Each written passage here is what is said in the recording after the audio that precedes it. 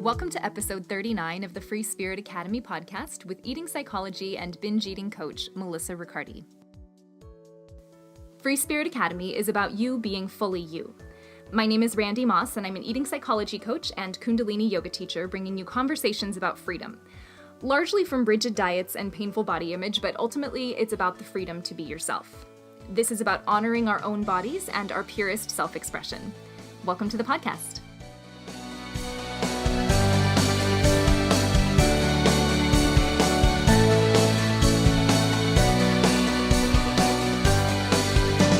Hey friends, happy 2019. I am super excited to be back at this, and after taking off 6 weeks from the podcast, I sort of feel like I don't actually want to do that again. I get a ton of energy from this whole process, and so I saw this quote today, and I know that posting quotes, especially like reposting quotes, especially on Instagram, is kind of cheesy, but I do it when one grabs me, and this one said, "You often feel tired not because you've done too much, but because you've done too little of what sparks a light in you." And I think what it's really about is being present and honest about when it's time to rest and when it's time to express and create. And that's going to be different for each of us. And if you're into human design at all, and if you have no idea what that is, go back and listen to episode 10 with Jenna Zoe. I'm a generator in human design, which means I can keep going pretty strong if I'm doing what I really, really love and what I really, really want to be doing. And I've always had good boundaries around rest, and I've been seeing more and more that I feel like I need more breaks when I'm just doing stuff I don't actually want to be doing. So I'm really, really, really excited to be doing this.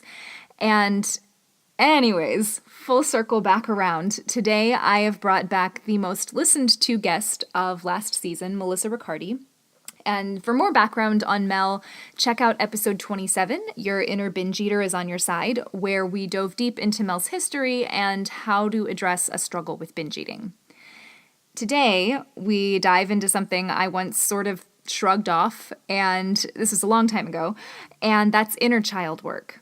This idea that so much of what I struggled with was rooted in childhood. The reason I shrugged it off was because I looked at my childhood and it certainly had its issues, but it seemed kind of fine, like kind of regular, kind of normal, at least compared to some of the horrific things that a lot of people endure in childhood. But as you'll hear Mel say in our conversation, just because a childhood was normal doesn't mean it was healthy. We talk about how intuitive eating is the ability to tune into the body's wisdom, but if we're disconnected from our emotions, noticing something as seemingly simple as hunger and fullness can be close to impossible. We talk about the way we disconnect from parts of ourselves as children and how if we don't reconnect with those parts as adults, we'll see symptoms like binge eating, emotional eating, restrictive dieting, among many possibilities. We talk about the needs that we're attempting to get met with compulsive behavior and how things like creativity and authenticity and love are actually needs and not just luxuries. We address how unexpressed emotions get stuck in the body and how if emotional eating is causing you pain, that is a sign that you're ready to hear what it has to say. I hope you enjoy this episode with Melissa Riccardi.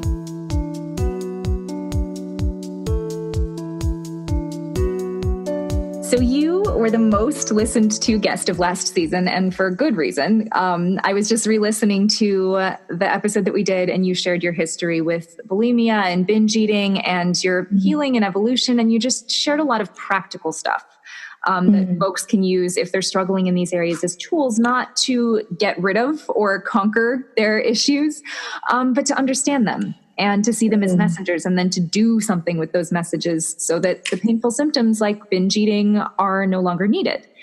And as I listened back to that conversation, there were a few pieces I wanted to dive deeper on with you. So thank you so much for doing this. I'm really excited. Awesome. Me too. Let's do it. Awesome. So one of the things that you said is intuitive eating is an adult's game. And I remember when you said it and it hit me and I was like, ooh, interesting. And then it hit me again when I was listening back in the exact same way. And it tied in beautifully with another moment where you said something along the lines of, we have to be parents to our own inner child.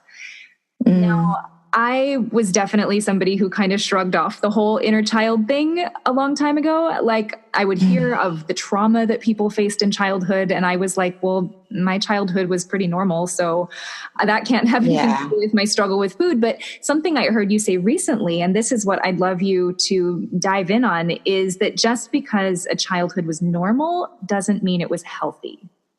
Yeah, exactly. Yeah. What is the conversation that you like to have around that? Like, if you start bringing this up with people and they're like, I don't know, my childhood was fine. This is just my willpower issue. Yeah.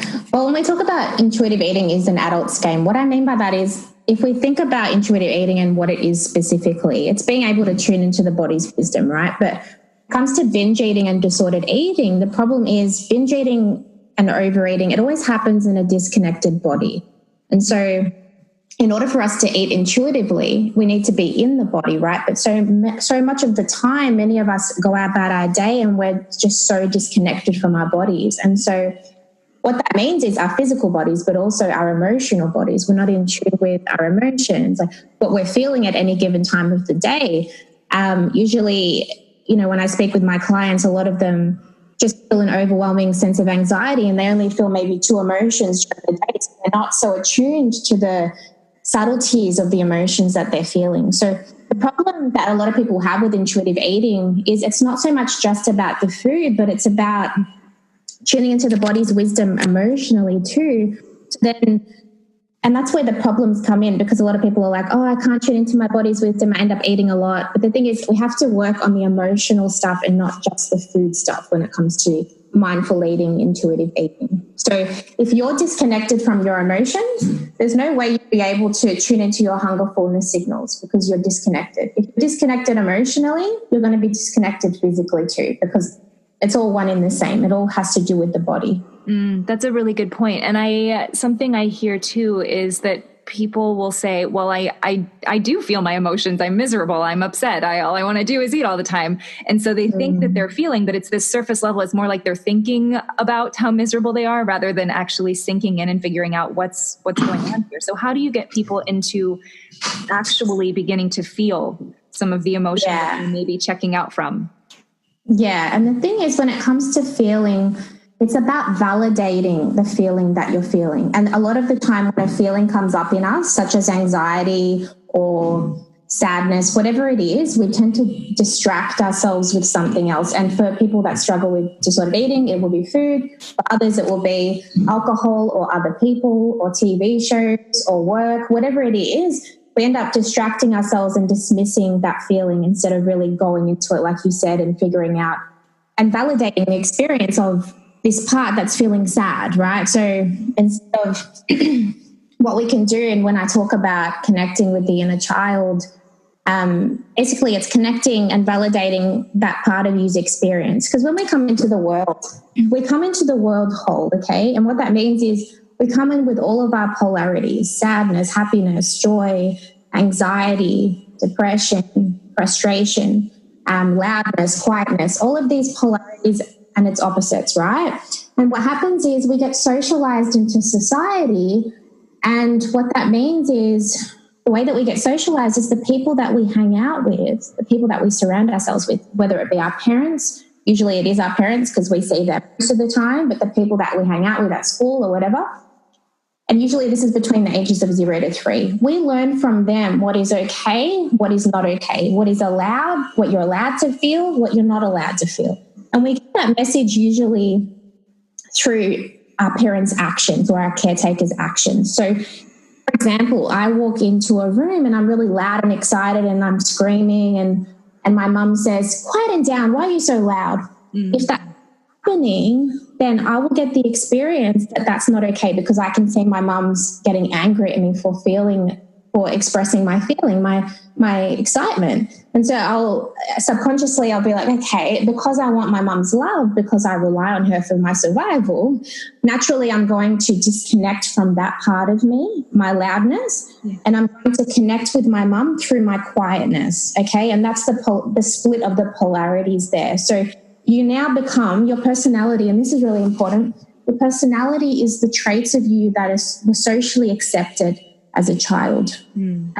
Parts of you you disconnected from because you had to, because of survival reasons, because you needed that connection and love from your parents, however you needed to get it, even if that meant disconnecting from yourself. If you think of the physical body, we can't really cut off our arm and be okay with that, right? We won't really survive. We'll bleed out, etc. But if there's also the emotional body, and our consciousness can split off into different parts, right? So we can be quite disconnected from ourselves with different parts of ourselves. So we become kind of fragmented. So we may be connected to our quietness and disconnected from our sadness. And the space between that disconnection, so the space between us and our loudness, that disconnection is what causes loneliness, because we are disconnected from these parts. And the thing is, we can be disconnected from many, many parts of ourselves. And that's what those gaps, if you can think of all those gaps, if they start to add up, and that's what really causes the loneliness. So the job in terms of what I do is to connect people back to the parts of themselves that they've had to disconnect from in an act of survival when they were younger. Yes. And it can be so useful to have somebody witnessing you as you go through this, because it would be very easy to, understand that binge eating, we'll just use binge eating. Binge eating comes as a messenger. And so maybe you're sitting with it, you're journaling, you're feeling what's going on in your body, and you realize, oh, I'm lonely. But then there might not be that next layer of connection where it's like, oh, I'm lonely because I'm completely disconnected from these 10 parts of myself. And we just think, oh, I have to go be with people. And so we take up our time trying to distract ourselves with people, thinking that that's going to fix it. And of course we need community and support and love and all of these things. That's a human need too, but it's only going to be surface satisfying if we don't get reconnected to those parts of ourselves that we inadvertently shut off. For sure. And if we don't have that experience of being validated as a child, there's no possible way we don't know what that feels like. It's kind of missing out on, for example, if someone grows up and they don't have a sense of smell, for example, they don't really know what they're missing out on. And that's the problem with people that say they've had a normal childhood, because a lot of the time, sure, you would have had your physical needs met, such as, shelter, roof over your head, your parents fed you when you were hungry, there was enough food in the fridge. But when it comes to emotional needs, a lot of us don't know what we've missed out on, such as love and connection and safety, all of these things, because we didn't get that and we don't have an example of that happening in our household. So for us, that was normal. But then we grow up and there's missing pieces and we feel this emptiness inside, and then we try to fill it up with something. Because we don't know what's missing. We just know that something doesn't feel right. And I think that we're not given that information that those things are actually needs. Need to be able to express. This is not just a nice thing.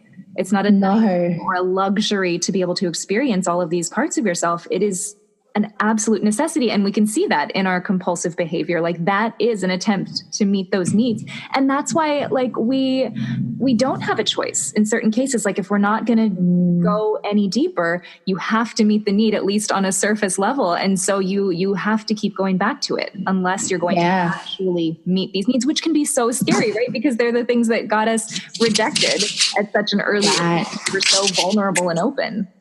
Exactly. So if you don't get the need met consciously, which is really vital that you do, because like you said, it's a need. It's not something that you can choose to have met or not. Either you get those needs met consciously, or you will go about getting those needs subconsciously, which can mean manipulating others. And it's not a bad thing. Manipulation is simply being too scared to get your needs met up front and ask for what you want. So you go around the back door. It's not a bad thing. And a lot of people have a very negative connotation to this. But if you haven't been shown how to get your needs met, and it's been an experience that's been painful for you to get that love, then of course you have no other way but to get your needs met, in a manipulative way. That's not your fault. But now, as you grow more conscious of these things, you can start to get those needs met in a more conscious way. And the thing is, with food, filling it up that way, it's like getting a bucket and when you fill it up with food, getting this need met through food, for example, love, it's like pouring a little bit into the bucket. It doesn't give us everything that we need, but it's enough to kind of fill up the tank a little bit to get us coping for a little while. But that your body knows, and the truth of you knows that you need something else, and that thing is missing. That isn't food. And that's why we can never fill ourselves up enough with food, and why you can't get full, because the thing that you're needing is not physical, it's emotional. Yes, that feeling of insatiable hunger is not simply a physical thing. Yeah, and our minds are quite metaphoric in nature. So if we want to go about fulfilling ourselves emotionally, if we don't know how to do that, we can't even think about doing that. Our minds will be like, okay, so in the most easiest way, how can I go about meeting these needs? With food, because I fill myself up. So let's turn to food. Like it's a normal thing, and it's quite smart of your mind to do this. So it's never a bad thing. I never want to make it bad. It's worked for you in the past. But if you're coming to the point now where binge eating is the thing causing you pain, more than other things itself, or it's an addition to the pain that you're already feeling, then it's time to really do something about it, because it's a coping mechanism that's obviously not working for you so good anymore. Yes, that's exactly it. Like, I'm so glad that you said that, because as children, or when we're young, or whenever it is that we developed these things, it was such an intelligent thing for our system to do. Like, we were taking care of ourselves. And something that I've been saying a lot lately too is that, like, just like you said, when it starts causing us more pain than it was like before, when it was just meeting the need, now it's like sort of meeting the need and causing us pain. Like, that's a sign that you're ready. That's a sign that you're ready to address what's underneath. Yeah, and it's normal to be scared about doing this work too. I mean, it's not, if you weren't scared, it'd be a bit weird, you know? So it's normal if a part of you is a bit scared to do the work, because you will need to face yourself, and it is challenging work.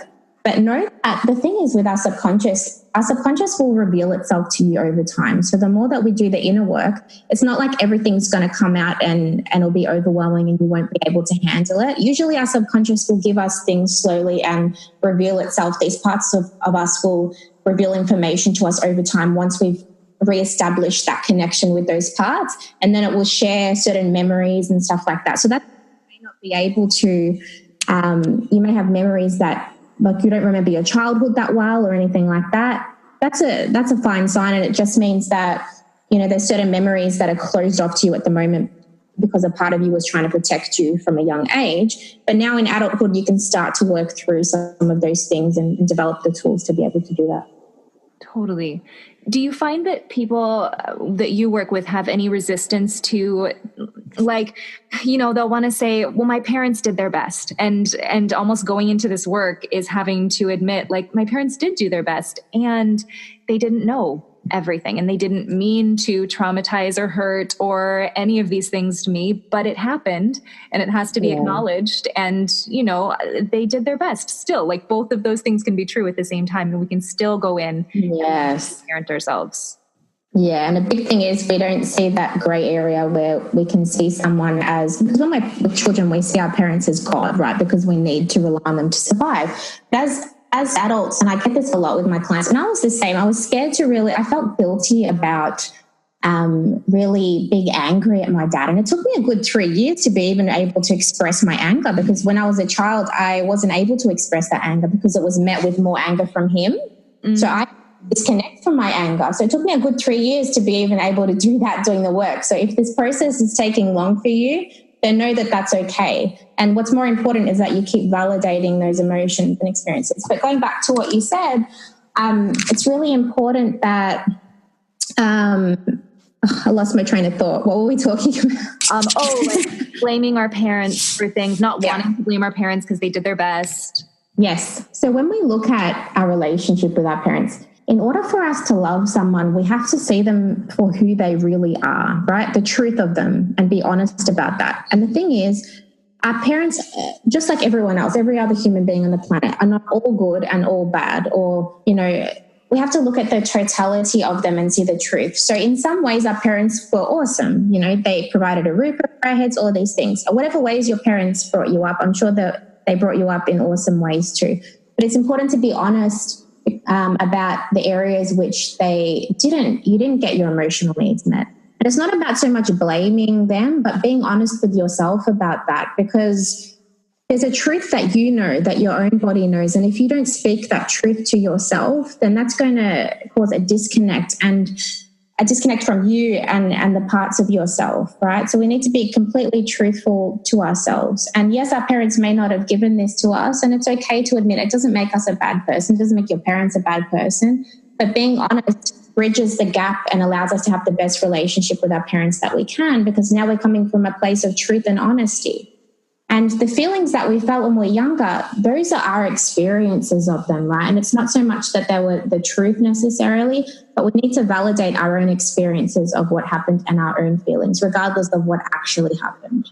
And I have the best relationship with my mum now. It's much closer than I ever was. And I explained to her some of the things that she didn't do in my childhood that I needed her to do, some of the things that she did that really affected me deeply. And we have the best relationship now. And I'm not saying that everyone needs to do that, but validating that experience of what happened to you and your feelings in certain times in your life with yourself is really the number one thing, because a part of you knows the truth. And if another part of you is kind of, oh, nah, like trying to dismiss what happened or reject it, then that's not love. Love is accepting the flaws of people and loving them anyway through that. It's an acceptance, right? So we need to accept the flaws just as much as we accept the great things that we like and love about people. And I think too, it can be really overwhelming. I think people get caught in this idea that like, oh my God, well, now that I'm looking at this, I probably have so much childhood trauma and stuff to work through. And I've heard people say like, well, I'm just going to be working this out for the rest of my life. And we are growing for our entire lives. Absolutely. But I think it can sound very, very heavy. Really, I think it's like you were saying, only what we're capable of processing comes up at any given time. And if it feels like too much, like we don't have to take on more than we feel like we can take on. And any little bit of processing is going to feel a little bit better. Any new bit of expression, any new, part of us that we find that we love and nurture is going to feel better. Like that's all you need to feel better and better and better and better as you go. It's not like once I get the childhood trauma out of the way, then I'll be good, then I'll be healed, then I'll be fine. Yeah, your inner child will be with you for the rest of your life. It's about building connections with those parts of you, with your anxiety, with your sadness, with your joy, all of those parts, and bringing them along for the ride as opposed to them feeling stuck in a memory that was the past. So really working through those traumas on a deep, deep level and reestablishing that connection will allow you not to have to necessarily work on the big, big things, because once you get the big things out of the way, the big things that happened to you in the past, the core beliefs that you might have had of not being good enough, not being worthy, for example, those big things, once you get them fixed, then it will be really the minor things that may trigger. You won't feel triggered as often as you do. Mm-hmm. Yeah, absolutely. You told us a lot about your journey, more specifically with food and binge eating last time, but I'm curious, like if this seems a little bit airy for people, they're like, I don't know what needs I have or what parts of me I've cut off. Do you mind sharing a bit of your own experience? Like you talked about anger and your dad and working through that. Like what has your process with this been like? Yeah, sure. So when I was a child, my dad was he was a lovely person, but then sometimes sporadically he'd get angry at me about things that I had no idea why. They were like very small things that something to do with the dishes or something like that. And he'd scream my name, I'd come in, and it would be quite, if you can imagine, because when we look at it from an adult perspective, it may not seem like a big deal, but if you can imagine to a child being screamed at from across the house to come in, and then the thing is I would try and stand up for myself. But then my dad would get angry in return. So then I would have to pipe down and lessen myself. And then I would end up going in my room crying. And my mum would come in and she would tell me to apologize to my dad. So a few things happened there. And a couple of them. So first thing, my feelings weren't being validated, because when I would get angry and try to protect myself, my dad wouldn't validate that experience of me feeling angry. Right. And the second thing is my mum would come in and not validate my experience either. And the thing is, we know the truth of how we're feeling, but when someone doesn't mirror that back to us, then it's very confusing for a child. So it was very confusing for me to feel that anger, and then my mum say for me to apologize and to not feel that anger. So it's kind of like, but this is how I'm feeling, so I'm very confused. So then I would disconnect from my anger because I needed my mum's love. So I suppressed that anger for a long time, and it would come up like I'm not saying that I wouldn't feel anger, but it would come up randomly, and it would be like explosive anger where I'd get to the point where I'd just explode with people and make it get to the brink of like, you know, just randomly it would be such a little thing, but then I'd get really pissed off about something. Right. And my was quite passive aggressive when I was a child. So I developed that trait within myself too, and basically didn't feel safe expressing my needs and what. So the big process for me was feeling safe in my anger. So the first thing when we do the inner child work is really feeling. First of all, we need to have the experience of feeling safe with these feelings, because in the past we haven't had the experience of these feelings being safe for us to experience. So that's where it helps to have a person like a mentor or a coach, because they're able to validate and mirror that experience for you. Yes, when you were a child, you were angry. Absolutely. You deserve to be angry. I can totally understand why you would have been angry in that situation. Having someone validate that experience is the best thing that you can do, whether you do it for yourself or maybe you can have a friend do that. It doesn't have to be a coach necessarily, but you need to have that experience validated. And then even then I was quite scared of my anger because I didn't want it to be explosive, or I didn't want it to result in something that was like I would hurt someone or something like that. So I had some beliefs about my anger, that anger was bad, that I wasn't allowed to feel anger. So I went through this whole process of developing a connection with my anger, and really trying to, one thing that I do with my clients and myself, I allow that part of me that's angry or whatever I'm feeling, whatever I'm trying to work on, to really take over my whole body, so I can experience what thoughts anger is feeling. So kind of my whole body becomes anger, so I can feel what thoughts it's feeling, what the sensations feel like of anger, how anger walks, how it moves, how it sits, like how it breathes. I really want to, so then it's me kind of accepting and validating that anger completely. And then I ask my anger, like, how come you're feeling angry right now?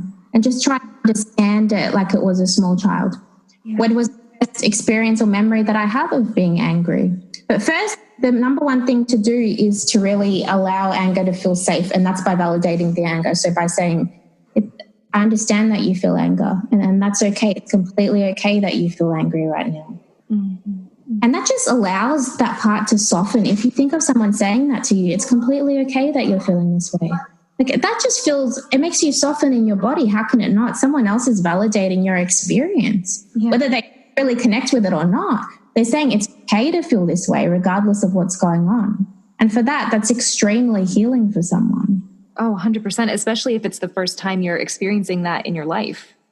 Yeah, and also it can be quite scary, and you want to reject that too, because I find that within myself and someone else, like some of my clients, they'll be like, oh, it's okay, I don't want you to feel sorry for me, it's fine. Like they'll try and dismiss it because they haven't felt that connection. It's very uncomfortable. And the thing is, feelings that are uncomfortable aren't necessarily anger or depression or sadness or whatever. Sometimes they're the happy one, like the happy emotions, the quote unquote positive ones, right? The joy. Sometimes those are just as uncomfortable because we haven't had the experience of that being safe for us.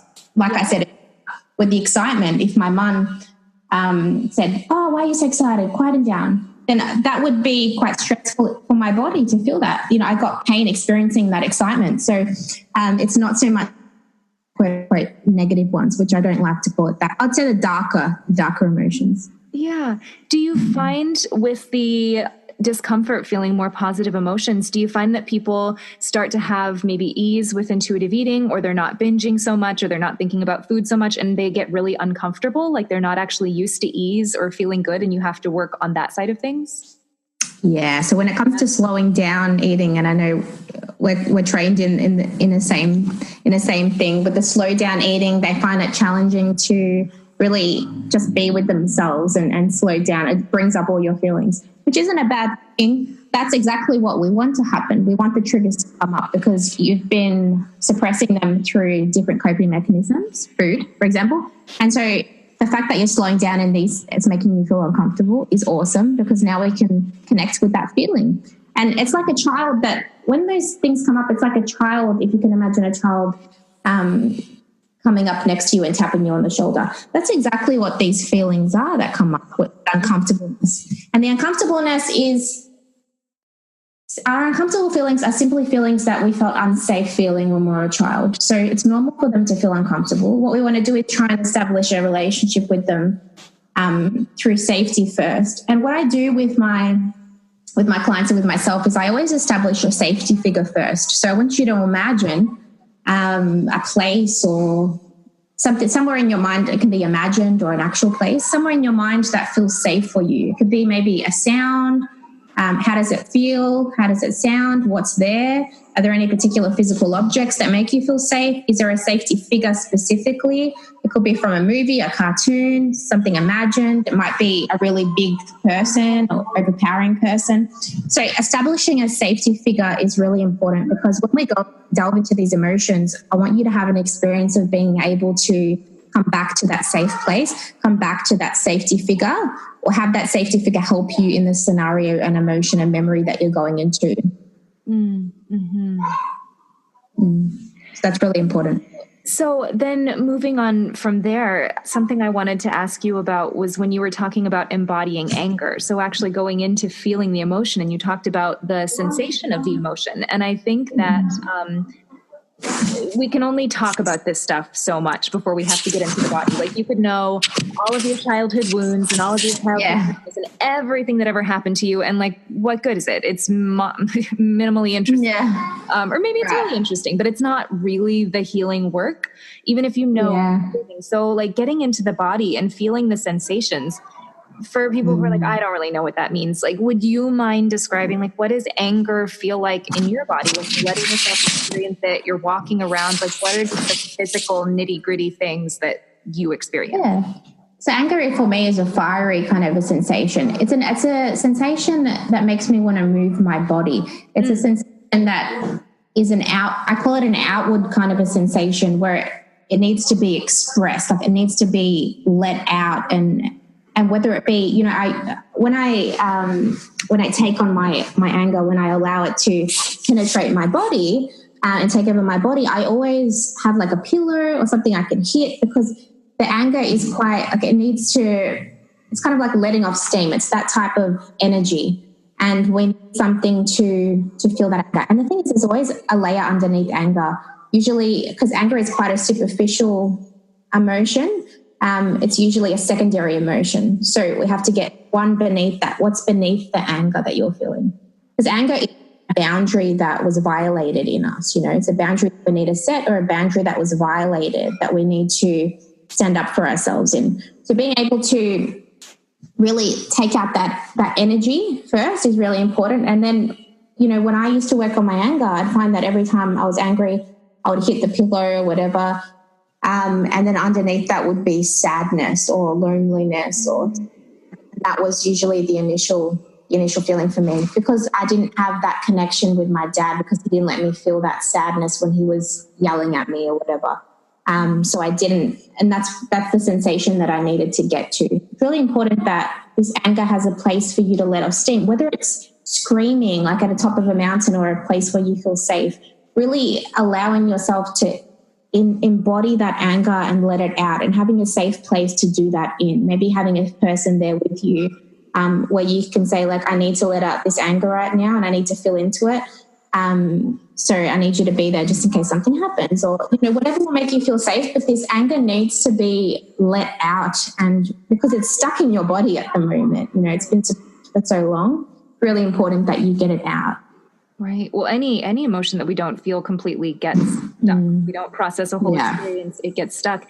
And this is so important, because I think that it's easy to have an idea that, oh, when I'm healed from emotional eating or binge eating or overeating or restriction, then I'm just going to be happy all the time. And why I'm angry is because I binge eat. Like I wouldn't be so angry if I didn't binge eat. But that's just like a sort of placeholder until we're able to really go in and feel, actually process real anger, not just sort of the expression of it. And it's not as painful when we're not judging it. What's painful is judged, half felt emotions.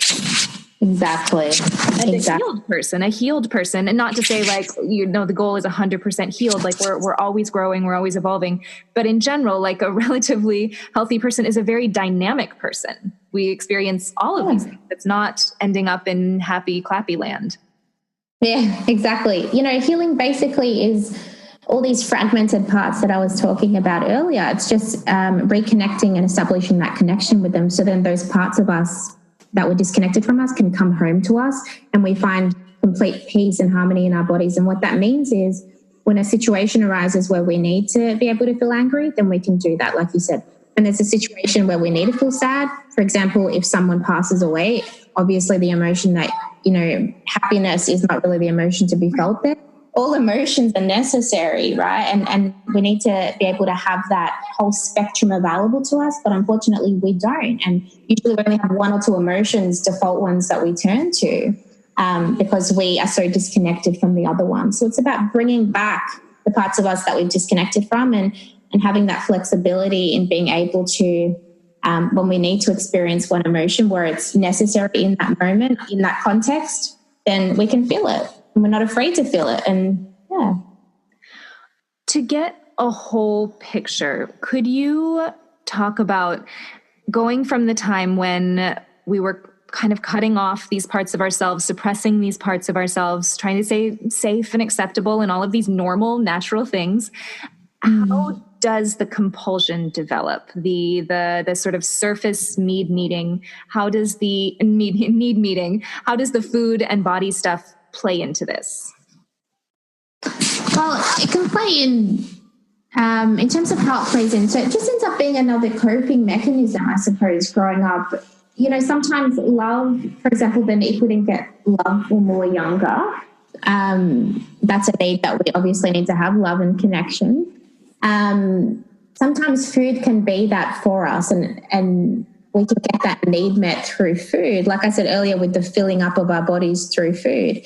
And also, if our parents showed us love in the way of food compared to everything else, then we can associate love through food. Also, when we come into the world, the first experience and connection we have with our mum is through her breast, right? Through milk, through nourishment. So it's normal for us to also have that connection with food in that way, where it's not just about nourishment physically, but nourishment emotionally and through connection. And those are the things that we associate with food. So when people talk about, I don't want to have an emotional connection with food. I just want to eat for to fuel my body. Like, it doesn't work like that.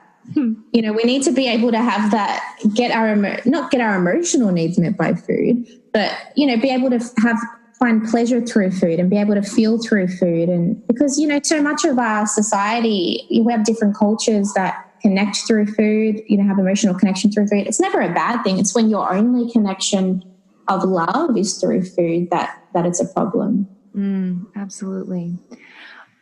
Something else that I heard you talk about recently is the difference between doing and being. And I was thinking about how this is very much a sort of inner child versus the adult version of ourselves. Like, it's very easy to read the podcasts and listen to the podcasts and read the intuitive eating books and be constantly taking in all this information. And what we don't realize is that by not doing anything with it, we're still in that space of child safety. Like, I feel like I'm doing something, but I'm not really making a difference. So all of my safety mechanisms that I've put up are still in place. And to go into the actual being with ourself work, that's what takes the real adult maturity.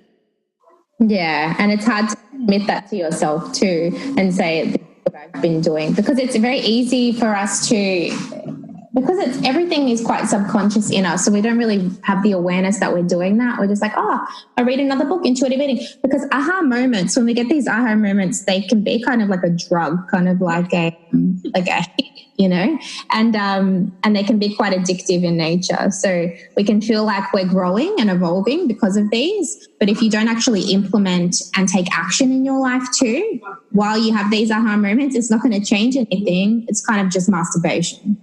Yeah, totally. And you get the same hit as you do with a new diet book.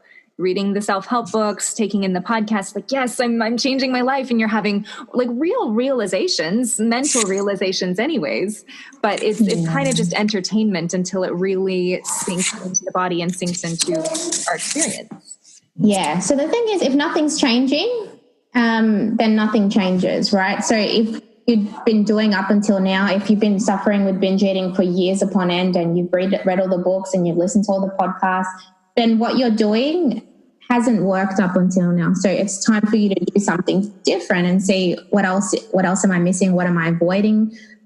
What am I distracting myself with? And really willing to go into that and commit your whole life to this process, because it's like going to the gym, right? Or exercising, moving your body. We want to be able to develop and establish a routine with that, something that's fun, something that's sustainable for life. And the same with connecting with ourselves and doing the inner work. It's something that we're going to do forever. It's not a bad thing. It's kind of like you got to eat every day. Connecting with yourself is kind of like connecting with your children. You've got to do that every day. What's up? What is there any parts of you that are feeling like struggling right now? They have any needs that need to be met? It doesn't have to take hours upon end every day. Initially, it might take a little bit longer, the process, because you haven't established, that routine with it yet. But it needs to be a part of your day, just like anything else. And the thing is, I connect with my inner child in between sets at the gym when I'm working out. It doesn't have to be something that you set aside necessarily, but I just check in and be like, okay, so about this trigger that happened earlier on in the day, like what's going on there? What happened? Just connect with that part then, You've got to make it a part of your lifestyle, a part of your day, and it'll make it easier for you. Because I know a lot of people out there are busy and they think that this stuff is going to take up a lot of work. And, usually people have kids or they got careers and they want to look after their hubby or wife or whatever it is. So make it a part of your day and not something that is just another thing on the to-do list, because if you make it that, then you're not going to do the work. It's just going to be another chore for you, and you'll sit down and be like, okay, it's okay to feel that. That's fine. But you're not actually emotionally connected. You're just you're like a robot. You're doing the movements, you're doing what you're supposed to do, but you're not feeling into it. Yeah. And it doesn't work like that. You have to completely validate that feeling and emotion and be 100% present with it. You can't just do it just to do it and try to get on the other side of it so it goes away. If your intention is that, you're going to have a hard time getting past this. You have to actually stay in the emotion and the feeling until that part feels validated. And that's the main goal. That should always be your intention when you're feeling a particular feeling or emotion. And I'd say with the people that feel quite numb to their emotions and not sure where to start, the best thing is to really go about situations. Get yourself into situations and put yourself into situations that make you feel uncomfortable, whether it be having a conversation with someone, whether it be setting boundaries, whether it be going to the gym, if that's something that you feel stuck on. Just taking that small steps and seeing what triggers come up for you and what uncomfortable feelings come up, and really try and the best thing to do in that experience is when that uncomfortableness comes up, the breath is the best way to get yourself back into the body. So using the breath, taking a deep breath for 3-4 counts, holding at the top for 2 and releasing for 5 counts, really gets you into the body and feeling the sensation. So we always start with the breath into the body and then what sensation are you feeling? Because we may not know what feelings yet. If you're numb to yourself, you probably won't know. So that's okay. We just want to feel what sensations. Does it feel hot? Does it feel cold? Does it feel tight anywhere in your body? Where are you establishing any heat, anything like that? Like what sensations? And we start from there. And then what you can also do is print off a feelings list from just Google, just type in list of feelings. And then you can carry it around with you every day or have it on your phone, a screenshot. And whenever you check into the body, maybe you can put a timer on your phone every hour, every few hours, and that will invite you back into your body. So you do the breath. And then what you can do is look at the sheet and then put your finger on which feeling you think that sensation is associated with, because the subconscious is sometimes quite a visual thing. So instead of having to think about it and use your logical mind, if you can just point to the feeling, that's a really good start. I love that. And something I've found to be really helpful also, like you were talking about numbness, if for me, I'll use my own example. I spent a lot of time feeling very numb and feeling like, well, I just feel nothing. I don't feel anything. And something that really softened that was being like, okay, so what does nothing feel like? Like, what is this nothing? And what is the sensation of numbness? Like you were saying, there's often a cool feeling or a hot feeling or a, sparkly or a bubble. Like there's always something. So what does numbness feel like for you? It's going to be different for each of us. And that begins to melt it. So you can feel a bit more of what's underneath. You are amazing, really, truly. I got so caught up in that. I have no elegant ending. Just thank you. Thank you. And I want to send everybody your way to your still very active group where you share videos and posts. And I've been just swimming in them for the last few days. So I know that they're incredibly high quality and incredibly useful like this. So very, very practical. And you can go and you can ask questions, and it's a great environment. It's great because people can ask their questions and you answer, and the entire group benefits from it. Yeah, absolutely. Thank you so much, Randy. I love you so much. I love your work. I love you. You are a pleasure to come on again. Yes, this is so sweet. Thank you.